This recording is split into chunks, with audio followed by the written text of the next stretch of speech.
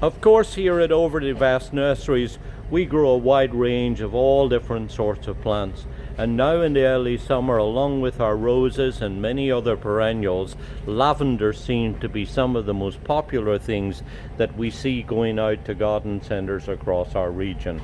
And this very nice variety here that's called Lavandula Imperial Gem is one that we've been working on now for a couple of years, and we really like this one. We grow different sorts of lavenders, but the so-called English lavender seemed to be probably the most popular. I kind of smile to myself when I hear that term, because of course lavenders are not native to England. They just happen to have acquired that name because they're widely grown in English gardens. And gardeners like Lawrence Johnson at Hidcote and Gertrude Jekyll at her famous Munstead Gardens in Surrey selected particular forms of this type of lavender and named it after their gardens. But this particular one has a lot going for it. We love the fact that it's nice and vigorous and bushy. We love the fact that it produces lots of these gorgeous flowers that you see it carries very prominently above the crown of silvery grey foliage.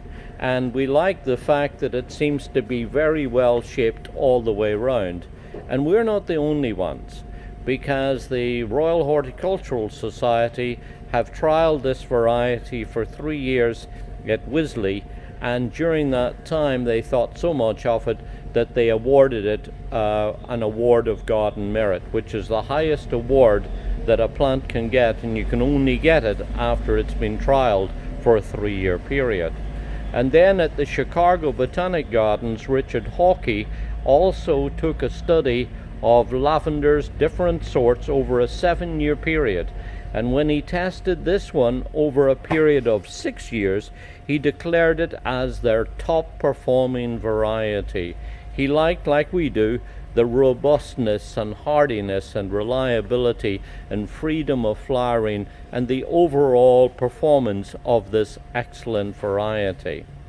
Now, it's one that turned up in 1968 at the famous Norfolk lavender farms in England. Lynn Chilvers, the owner at that time, picked it out and called it Nana. Then later on it became known, in fact 1980, it was renamed to Imperial Gem, and that's the variety that we're growing today, and one that, as I say, we really like. If you want to grow lavenders, there's a couple of things that are important to mention. First is that they love lots of sunshine. The sunnier the position you can give them, the more they're going to enjoy that. The second thing, and this is very important, is that they must have really good drainage conditions.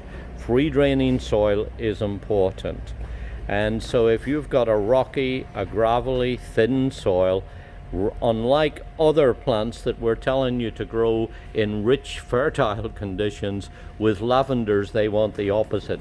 They want it thin and gravelly and not a whole lot of nutrient. They prefer to be able to get the roots down amongst that gravelly conditions and just soak up the sunshine, and when you do that you're going to have lovely big lush flowering plants like this. The other thing that's important to mention too is that they like a high pH.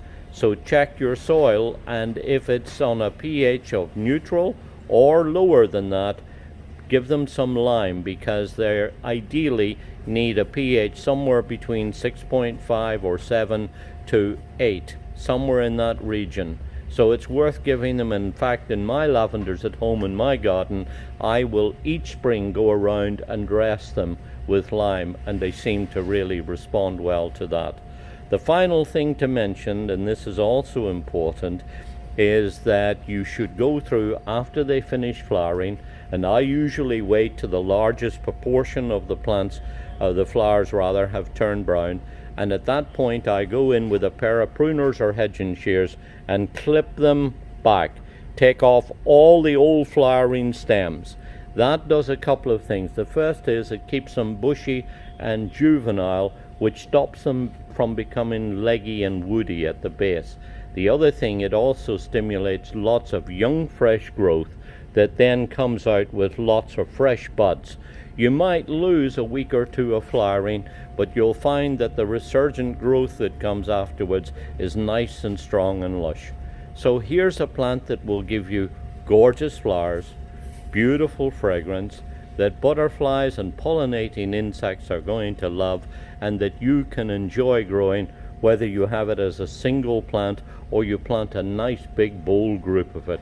Try to put them up on a raised bed or rockery, certainly somewhere with plenty of air movement, and if possible in an elevated space so that they're able to get really good drainage. This is Lavandula Imperial Jam.